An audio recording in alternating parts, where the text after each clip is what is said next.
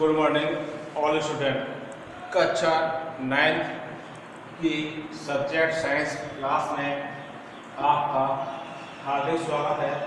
केशव विद्या मंदिर के YouTube channel को जिसने अब तक सब्सक्राइब नहीं किया है वो जल्दी जल्दी इसको सब्सक्राइब करें और लाइक करें। सभी विद्यार्थियों से आग्रह है कि जो भी हम वीडियो भेज रहे हैं उनको ज़रूर से ज़रूर देखें और केशव विद्या मंदिर के यूट्यूब चैनल और व्हाट्सएप ग्रुप से ज़रूर जुड़े। और जिन्होंने अब तक जुड़े नहीं हैं वो विद्यालय में संपर्क कर अपने व्हाट्सएप नंबर या कॉन्टैक्ट जो नंबर है उसको व्हाट्सएप ग्रुप से विद्यालय के जो यूट्यूब चैनल चल रहा है उससे आपको जुड़े। अब हम पढ़ रहे हैं लेसन नंबर 4 है, आपका चल रहा है परमाणु की संरचना। अब तक की वीडियो में हमने परमाणु की संरचना में नाभिक के भाग पढ़े। परमाणु क्या होता है, नाभिक के अंदर नाभिक क्या है, परमाणु के कौन कौन से भाग होते हैं। परमाणु के 2 भाग होते हैं, नाभिक और बाह्य भाग। बाह्य भाग के चारों क्या कक्षाएं होती हैं जिनको कि KLMN के द्वारा प्रदर्शित किया जाता है। तो हमने बोरवली की योजना के अनुसार किसी कक्षा या कोर्सों में इलेक्ट्रॉन भरने का क्रम जाना था। बोरवली के अनुसार किसी कक्षाओं में इलेक्ट्रॉन भरने का क्या क्रम होता है उस क्रम को हमने पहचाना था। तो बोरवली के अनुसार इलेक्ट्रॉन भरने का सूत्र होता है 2s का, जिसके अनुसार K में अधिकतम 2 इलेक्ट्रॉन भर जाते हैं, L में 8, M में 18 और N में कितने भर जाते हैं 32 इलेक्ट्रॉन भर जाते हैं। उसी प्रकार जिस प्रकार कोष कक्षाएं होती हैं उसी प्रकार कक्षक भी पाए जाते हैं, कक्षक होते हैं। तो परमाणु के नाभिक के अब पढ़ रहे हैं कक्षक क्या होते हैं। अलग टॉपिक है, नया टॉपिक है कक्षक। इसको जरूर समझना कि इसको समझने के लिए हम जो इलेक्ट्रॉन विन्यास पढ़ते हैं कक्षक को समझना बहुत जरूरी है। कोष को आपने समझा, कोष तो क्या सीधा है, कोष में आप इलेक्ट्रॉन भर दोगे 2 8 के साथ 4 स्क्वायर के सूत्र के साथ भर दोगे। लेकिन जो कक्षक होते हैं ऑर्बिटल क्या है कि इसकी क्या परिभाषा होती है, इसमें इलेक्ट्रॉन किस प्रकार भर जाते हैं, कक्षक कितने प्रकार के होंगे और इसमें उपकोष भी होते हैं। तो जिस प्रकार कक्षा में बता पड़ गया किसी नाभिक के चारों बाह्य भाग में जो कक्षाएं होती हैं जिस पर इलेक्ट्रॉन का गति करता है उनको अपने कोष नाम दे दिया, कोष कक्षा ऊर्जा स्तर नाम दे दिया। लेकिन कोषों में भी क्या होते हैं उपकोष और उपकोषों में भी क्या होते हैं कक्षक होते हैं। ठीक, मतलब परमाणु के जो नाभिक के जो भार जो भाग होता है उनको तो अपन ने क्या बोल दिया कोष बोल दिया। नाभिक के चारों जो भाग होगा उसको अपन ने कोष कह दिया। अब कोष में भी क्या होते हैं कक्षक और कक्षक में भी क्या होंगे आपके कोष पाए जाते हैं। तो आप देखते हैं अपन क्या होता है इसमें कि नाभिक के चारों ओर त्रिविमीय क्षेत्र जहाँ गतिमान इलेक्ट्रॉन के पाए जाने की संभावना क्या अधिक होती है। वो कह रहा है नाभिक के चारों ओर वह त्रिविमीय क्षेत्र, नाभिक के चारों ओर वह त्रिविमीय क्षेत्र जहाँ इलेक्ट्रॉन पाए जाने की गतिमान इलेक्ट्रॉन पाए जाने की संभावना क्या होती है अधिक होती है। मतलब ज़्यादा ज़्यादा गतिमान इलेक्ट्रॉन पाए जाएगा किस क्षेत्र में अधिकतम इलेक्ट्रॉन पाए जाने की संभावना होगी। तो कक्षक की क्या परिभाषा है सुनते हैं कि नाभिक के चारों ओर नाभिक के चारों ओर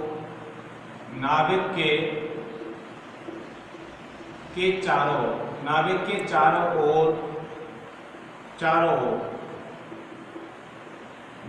चारों ओर वह गतिमान नाभिक के चारों ओर वह त्रिविमीय क्षेत्र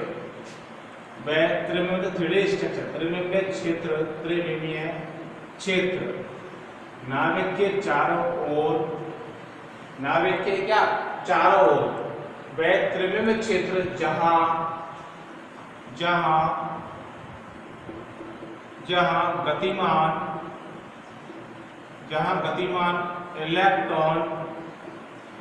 जहाँ गतिमान इलेक्ट्रॉन पाए जाने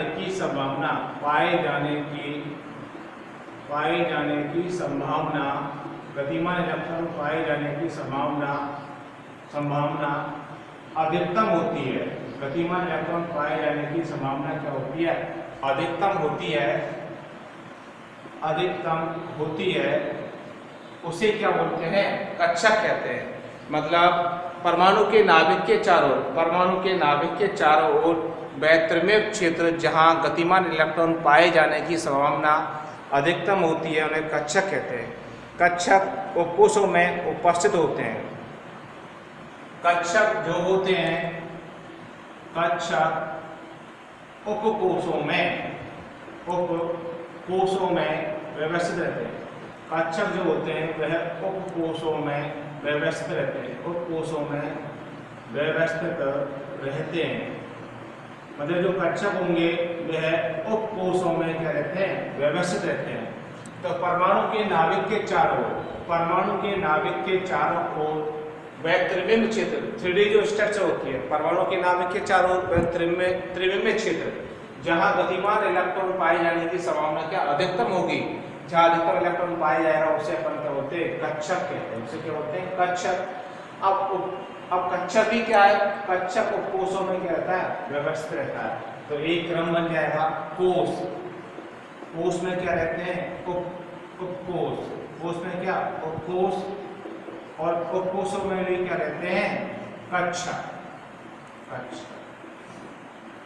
तो अपन ने देखो कोष पढ़े, KLMN पढ़े। उपकोष होते हैं आपके 4। उपकोष कितने होते हैं, 4। उपकोष क्या होते हैं, 4। एक कक्षा में अधिकतम क्या 2 इलेक्ट्रॉन होते हैं। उपकोष होते हैं आपके 4, उनके नाम है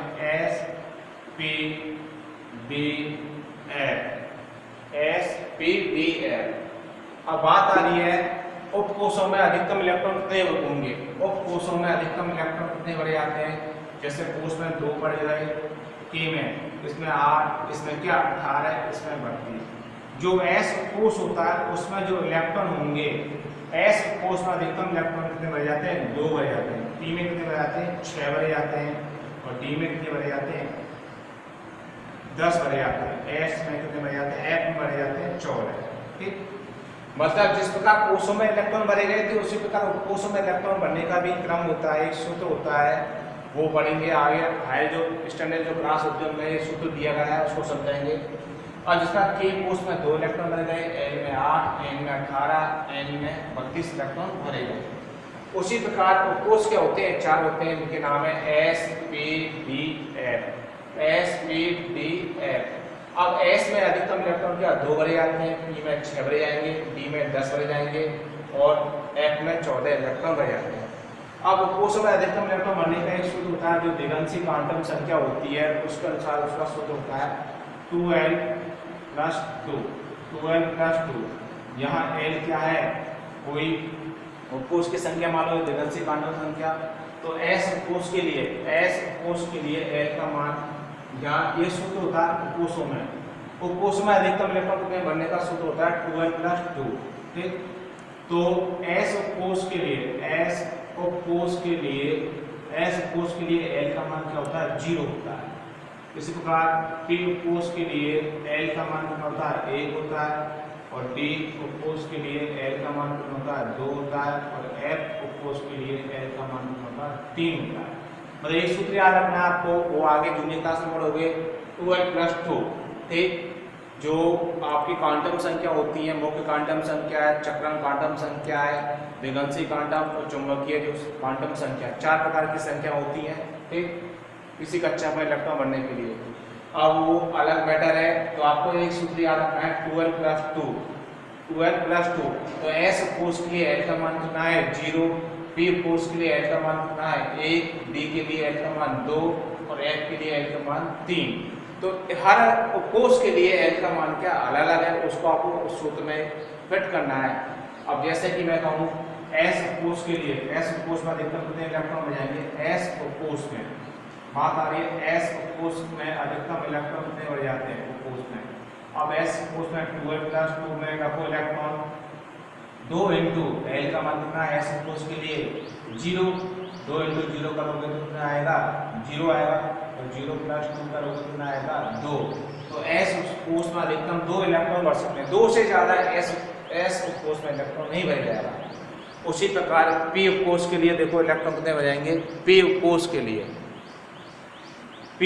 लिए देखो L का मान क्या होता है, P उपकोष के लिए L का मान कितना है, 1। तो सूत्र भरो 2L+2, 2 इंटू कितना 1+2 कितना हो गया, 2 भरो। तो 1 में कितने आएंगे, 2 इंटू L के लिए कितना भरो, 4l प्लस 2 होता है, सूत्र क्या होता है 4l प्लस 2, तो 4l प्लस 2 सूत्र होता है, सॉरी तो कितना हुआ है 4 इंटू 2, एल का मान एक बराबर 4 1 4 प्लस 2 कितना हो गया 6 हो गया।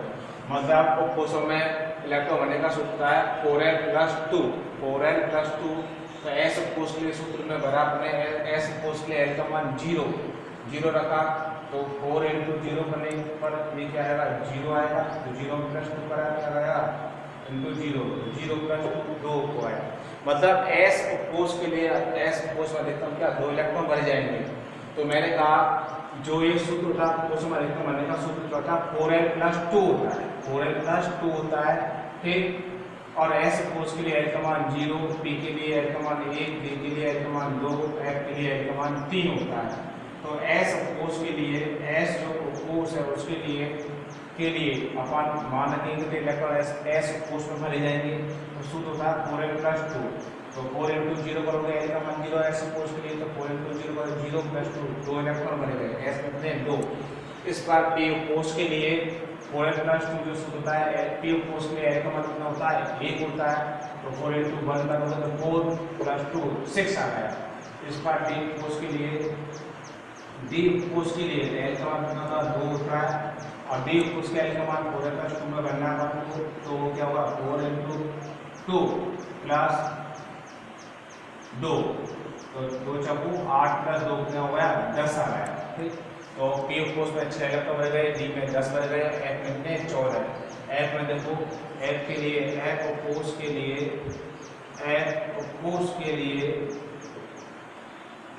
कोस के लिए एल का मान कितना है 3 है, और सूत्र में बनना है एस कोस के लिए 4l प्लस 2 में 4l प्लस 2 में एफ कोस के लिए मान बनते हैं 4 इंटू 3 प्लस 2, तो 3 चौको 12 प्लस 2 कितना हुआ 14, कितना हुआ 14। मतलब जो कोस होते हैं एस पी डी एफ, मतलब कोई ना कोई रीजन कारण होता है कि एस में 2 इलेक्ट्रॉन क्यों आए, वह सूत्र याद रखना है 4l प्लस 2, और ये मान रखने हैं एस के लिए एल का मान 0, इसके लिए ये ट्रिक आपको क्या याद करनी है, और सही भी है। आगे क्लासों में ये दिए गए मान आपको याद रखने पड़ेंगे। तो अब तक तो आपको ये याद रखना है एस में 2 इलेक्ट्रॉन भर जाएंगे, 2 से ज़्यादा नहीं भरे जाते हैं, पी में 6 की कैपेसिटी होती है, डी में 10 की होती है, और एफ में 14 होती है। वो सिद्ध भी होगा किस प्रकार से 2 क्यों हुई कि, और पी में 6 इलेक्ट्रॉन क्यों भरे गए, डी में 10 से ज़्यादा क्यों नहीं भरे जा सकते हैं, एफ में 14 ज़्यादा। तो ये मैंने सूत्र निकालने का सूत्र बताया, उसको आपको रखना है 4l प्लस 2 गुना आ गया था, उसके लिए क्षमा कि 4l प्लस 2 इसका सूत्र क्या होता है एस कोस में अधिकतम इलेक्ट्रॉन भरने का सूत्र होता है एस कोस में, मतलब उपकोषों में सूत्र भरने का अधिकतम इलेक्ट्रॉन भरने का सूत्र होता है 4l प्लस 2 होता है। तो हर कोई रीजन है कि एस में 2 इलेक्ट्रॉन क्यों आए। अब जिस प्रकार मैंने कहा कोस में क्या होते हैं उपकोषों में, अच्छा अब एस उपकोष में एस जो उपकोष होता है एस कोष में कक्षक कितने होते हैं, बात ये आ रही है एस कोष में जो कक्षक होते हैं उतने होते हैं, एक कक्षक होता है एस कोष में कितने कक्षक होता है, एक कक्षक होता है। कक्षकों की संख्या कितनी है, 1 है, मतलब एस कोष में कक्षकों की संख्या कितनी है, 1 है, ठीक। अब बात आ रही है इनमें इलेक्ट्रॉन कितने भरे जाते हैं। अब एस कोष में अधिकतम इलेक्ट्रॉन 2 भरे जाते हैं, जो 2 इलेक्ट्रॉन होते हैं वो हमेशा विपरीत चक्रण युग्म में भरे जाते हैं, मतलब जो इलेक्ट्रॉन होते हैं कक्षक में वो विपरीत चक्रण युग्म में भरे जाते हैं। जैसे देखो क्रम कैसे रहता है विपरीत चक्रण युग्म का, एक तो देखो इस प्रकार से है एक और एक नियम, इस प्रकार से विपरीत चक्रण युग्म में इलेक्ट्रॉन क्या भरे जाते हैं। 2 इलेक्ट्रॉन भरने का विपरीत चक्र में, एक नियम और एक उल्टा। तो एस को कोष में कक्षक नहीं हुए, एक कक्षकों की संख्या कितनी है, 1, मतलब एस कोष में कक्षकों की संख्या 1 होती है, इसमें अधिकतम 2 इलेक्ट्रॉन भरे जा सकते हैं। पी में कक्षकों की संख्या कितनी होती है, 3 होती है, पी में कक्षकों की संख्या कितनी होती है, 3 होती है। अब पी में 6 इलेक्ट्रॉन भरना है, अब 6 इलेक्ट्रॉन क्या इसमें एक में 3 ही भर सकते, एक में तो 2 ही भरोगे। अब 2 कैसे प्रकार से भरोगे, वो देखो क्रम क्या होता है। पहले समय एक इलेक्ट्रॉन बांटो, पहले समय क्या एक इलेक्ट्रॉन बांटने रोटी की तरह अपन।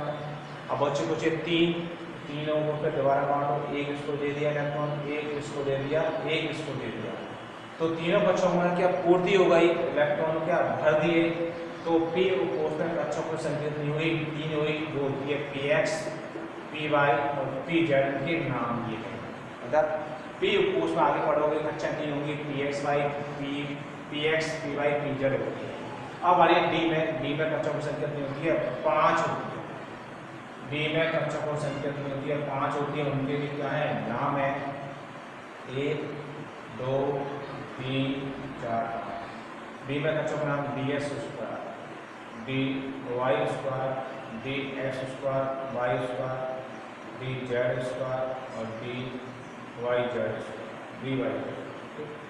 इस प्रकार से कक्षाओं के क्या नाम है, आपको कक्षा के नामों से ज़्यादा ध्यान नहीं है, उनका मतलब नहीं है।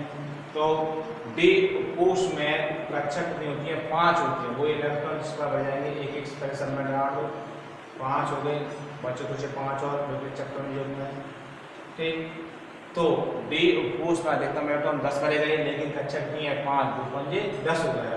तो डी कोष में कक्षा कितनी हुई, 5 हुई। और एफ कोष में अधिकतम कक्षा कितनी हुई, 7 हुई, 2 सत्ते 14। इस प्रकार से किसी कोष में इलेक्ट्रॉन बनने का क्रम और कक्षाओं कितनी होती हैं, तो कोष में कक्षाएं कितनी होती हैं, उनके बनने का ये क्या है, क्रम है।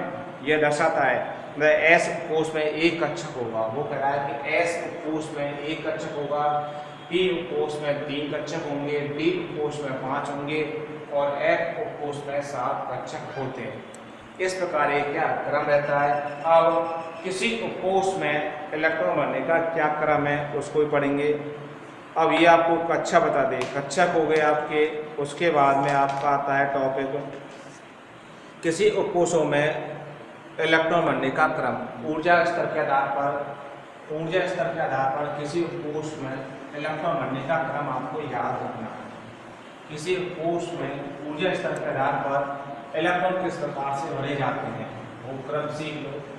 किसी कोष में वो करा ऊर्जा स्तर के आधार पर, किसी कोषों में ऊर्जा स्तर के आधार पर, कोषों में ऊर्जा स्तर के आधार पर, किसी कोष में ऊर्जा स्तर के आधार पर इलेक्ट्रॉन भरने का क्रम, मतलब कितने इलेक्ट्रॉन भरने का क्रम। ठीक, मतलब कोषों में ऊर्जा स्तर के आधार पर इलेक्ट्रॉन किस प्रकार भरे जाते हैं। जो कि पहली कक्षा ए 1s,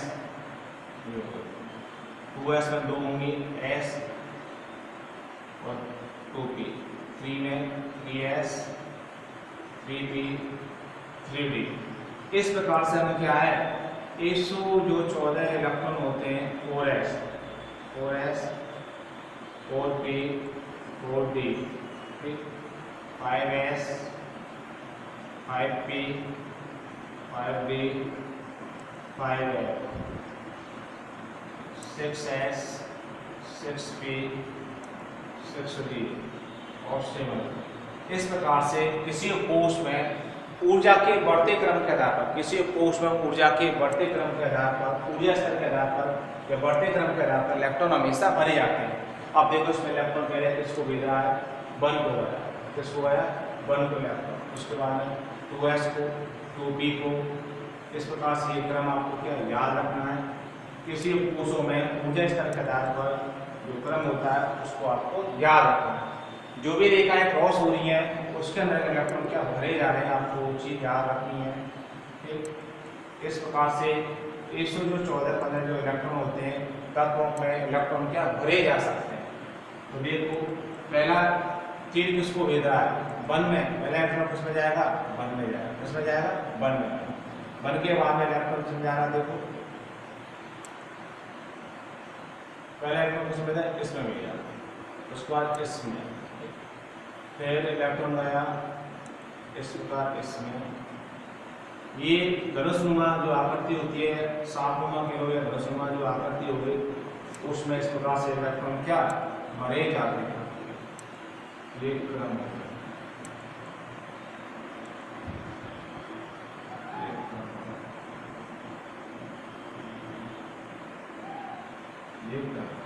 और इस प्रकार से इलेक्ट्रॉन क्या भरे जाते हैं। तो देखो पहला इलेक्ट्रॉन किसमें जा रहा है आपका, किसी कोशों में ऊर्जा के बढ़ते क्रम के आधार पर इलेक्ट्रॉन बनने का ये क्या है, क्रम है। मतलब किसी कोश में ऊर्जा स्तर के आधार पर इलेक्ट्रॉन किस प्रकार से भरे जाएंगे, वो एक क्रम बताया गया है। और वो क्रम है आपका किसी कोश में ऊर्जा स्तर के आधार पर। देखो पहला किसमें इलेक्ट्रॉन भेज रहा है, 1s में, किसमें 1 में इलेक्ट्रॉन जाता है, 1s। फिर किसमें जा रहा है, यूँ गया, किसमें आ रहा है 2s में। उसके बाद में वो जा रहा है 2p, फिर उसके बाद में क्या 2p1 3s, उसके बाद में 3p, उसके बाद में 3p के बाद में इलेक्ट्रॉन आ रहा है 4s के बाद देखो दोबारा गया 3d, उसके बाद में जा रहा है 4p, 5s के बाद में गया 4s हो गया, 3d, 4p, 5s के बाद में गया 4d के बाद में 5p के बाद में 6s के बाद 5d, 6p और 7s के बाद में 5s,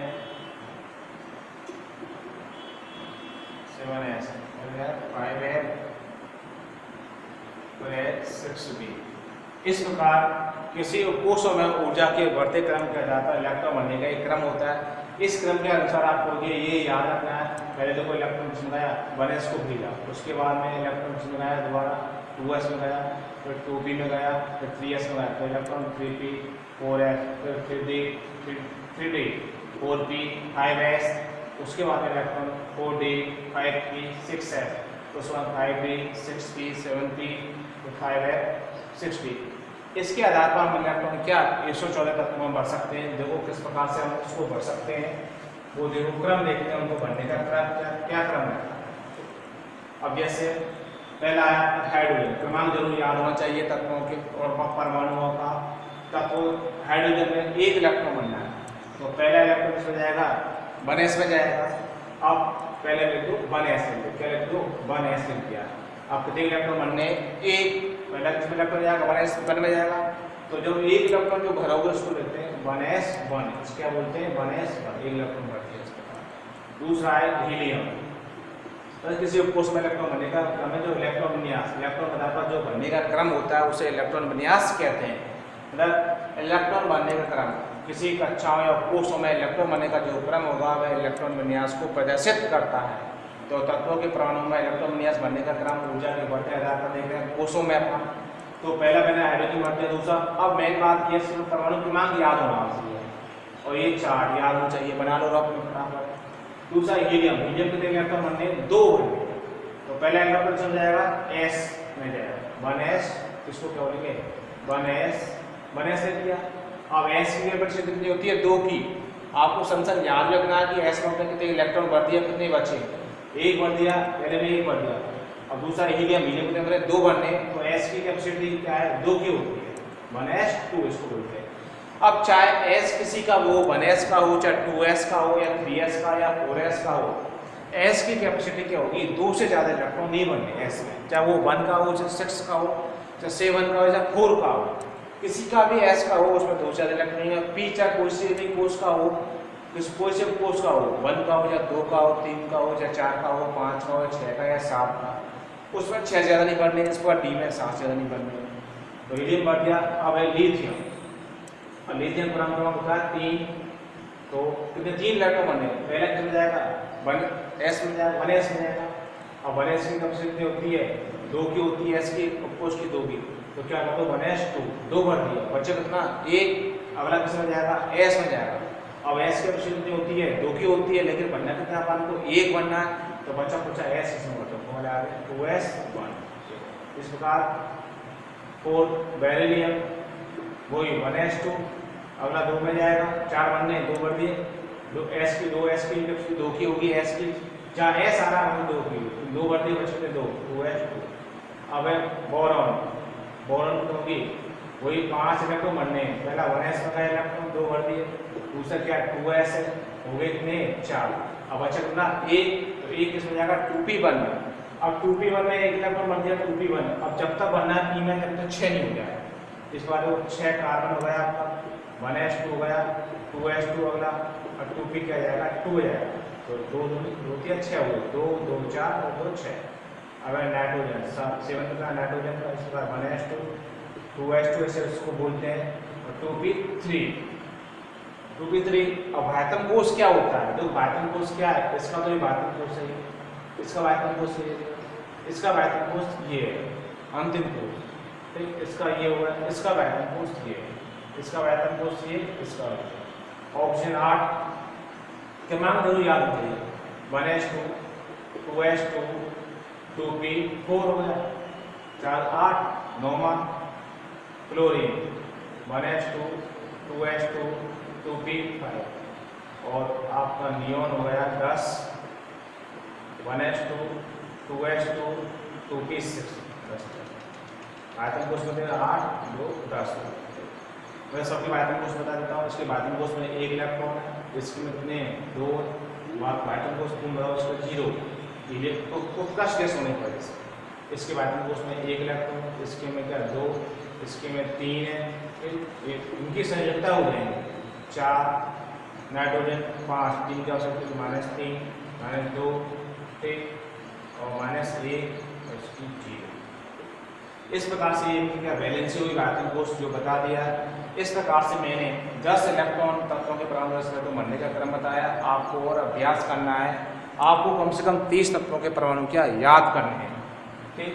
तो आज का मैं होमवर्क दे रहा हूँ आपको, वो आपको नोट करना है, प्रैक्टिस करनी है कि Na11 से लेकर और 20 तक कैल्शियम तक आपको इलेक्ट्रॉन के आधार पर उपकोषों में इलेक्ट्रॉन भरने ओकरा में आपको याद करना। ये आपको क्या होमवर्क क्लास मालूम होगा। मतलब Na से लेकर 11 से लेकर 20 तक जो क्रमांक के अंतर्गत जो तत्व आ रहे हैं, परमाणु आ रहे हैं, उनको आपको इलेक्ट्रॉन विन्यास भरना है कोषों में, ठीक। तो कोर्स में इलेक्ट्रॉन भरने वो क्रम आपको बता दिया है, उसके अनुसार होमवर्क आपको नोट करना है। Thank you.